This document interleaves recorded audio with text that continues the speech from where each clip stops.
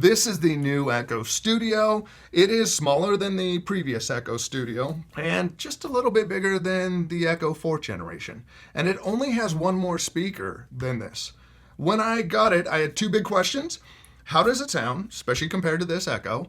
And is it worth twice as much as the Echo 4th generation and $20 more than the Echo Studio before it? And twice as much as the Echo Dot Max. Now, as I used it more, it started to grow on me, and I started to appreciate this device more than I expected I would. Let's take a look at it. Now, I'll put links to the Echo Studio along with the Echo Dot Max in the description. So if you do want to pick up one or learn more about it, definitely take a look at those links. I'll also put a link to my review on this, and I'll link to it at the end of this video. The Echo Studio is one of the first two Echoes that is built for Alexa Plus with its new processor. Like the Echo Dot Max, you do get early access to Alexa Plus. This is meant to be Amazon's premium Echo. It offers Dolby Atmos. It has a more premium feel to it with the fabric. It does come with a braided cable, which has a more premium feel. So it's more in line with the HomePod Apple feel than previous Echoes. For the smart home, it has a Zigbee hub, a Thread border router, and it's a Matter controller. So pretty much everything you need for the smart home.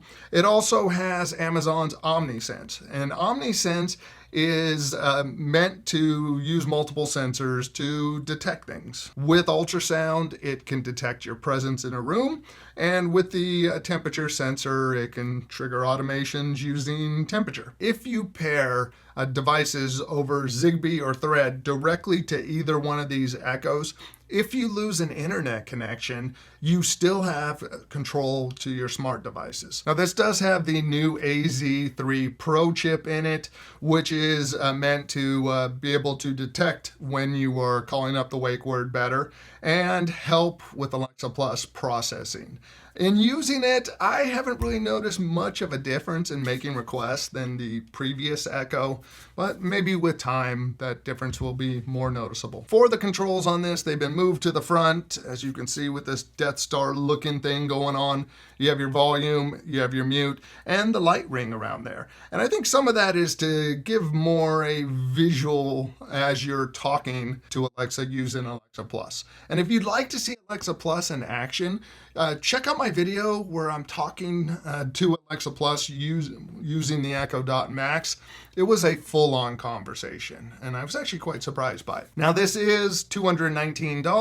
That's over twice as much as the previous $99 Echo 4th generation, and now its replacement, I guess, the $99 Echo Dot Max. I'll do a little sound comparison between the Echo Studio and the Echo 4th generation. But before we do, both of these devices have a new feature that hasn't been released yet, but it's coming. It is supposed to be a theater surround sound system, which allows you to take 4 Echo Dot Max or 4 Echo Studios and pair them with the optional sub, which is not on sale on Amazon yet.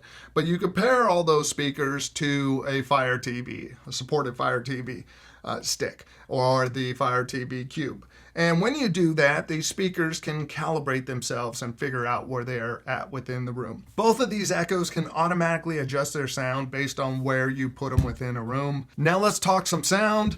I don't have the Echo Studio anymore. I got rid of that shortly after it came out because it was a big device. It sounded really good. When paired with the Fire TV and playing Dolby Atmos test, it did have a good virtual surround sound out of it. From what I remember of the device, this doesn't feel like it has as much bass to it, and it doesn't feel as immersive as the previous Echo Studio. So I would not get one of these to replace the previous Echo Studio. Now, when it comes to the Echo 4th generation and the new Studio, this is where it started to grow on me. I asked for Dolby Atmos music and spatial audio music from Amazon Music.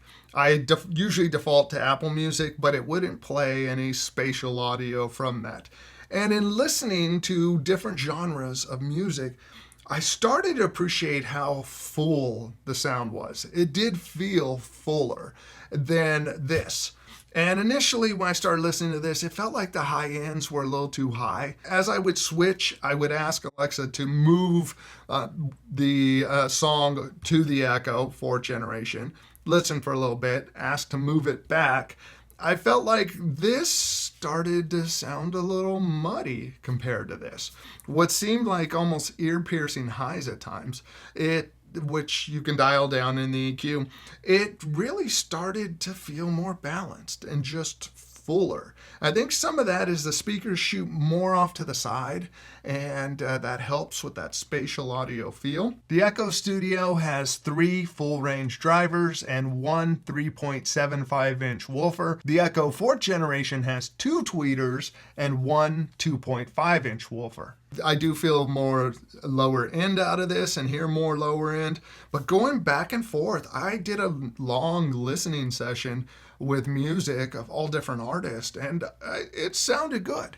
The thing is, though, I don't use my Echoes to listen to music. And we'll get into recommendations in a moment. Now, here is a sound comparison, just so you know. My lab with all my technicians in my sound lab were closed for the holidays, so I had to just use my microphones here. So this, I'm sorry to disappoint, it's not the greatest sound comparison, but it does give you a little reference. What you hear sounds different than what I hear in the room. So before you start, oh, you're wrong, and slapping on your keys, because that's what people do. They slap on their keys when they yell at you in my brain. Now, before you do that, just know I'm just trying to give some kind of reference here. So here we go. I watch you as you drive. Do you know I'm looking? And I can't help but smile. Do you know how much I love you? You put my favorite song on. I put my feet up, and we just sing along. And I can't help but feel it.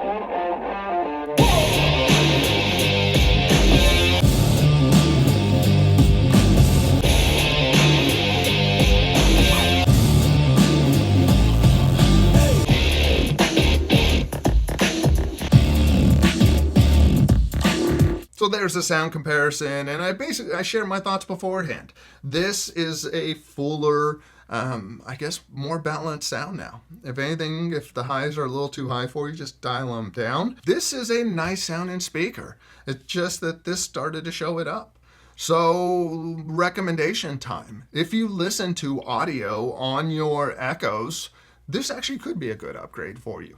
I would not say it's a good upgrade if you have an existing Echo Studio. Stay with that. That just sounds better as a bigger speaker. In a room, this will give you fuller sound than this will.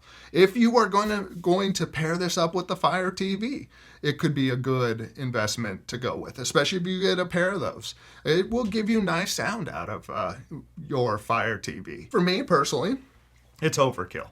I don't use my Echoes to listen to music. My wife listens to some music, and it could be on just the Echo Dot, and she's content with it. So this covers us for the music side. I don't pair up Echoes to a Fire TV. I use an Apple TV and some HomePods, and I'm okay spending $299 on full-size HomePods because I use them daily. In the case of this, if you use one or two of them paired up to a Fire TV and use them daily, it could be worth the price there. Now, if you're like me and you're not going to take advantage of the audio out of this, the things that you're really left with are the smart home hubs. And if you have one of these Echoes, you've already got that covered.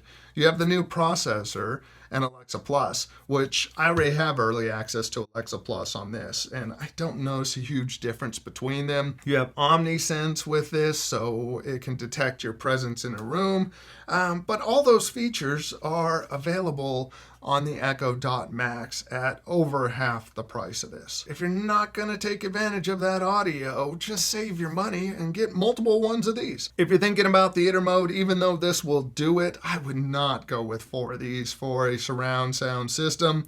Even paired with a sub, this just feels like there's so much low-end, mid-range that's missing. If part of your deciding factor is Alexa Plus, you could get that from either of these. And Alexa Plus, it does bring a more natural tone, and you can just use the wake word one time and have a whole conversation back and forth. And again, you can check out my video on that if you want. Now, are you thinking about getting an Echo Studio? If so, why? What's your plan with it? Let us know in the comments section. If you haven't yet, consider subscribing for future videos and give this video a like. I definitely appreciate it. Also, if you like, you could become a channel member for exclusive content like member-only Discord and member streams every weekend. Next, got the videos over here. This one's on the Echo Dot Max review. I'll see you over there. Thanks for watching. Bye.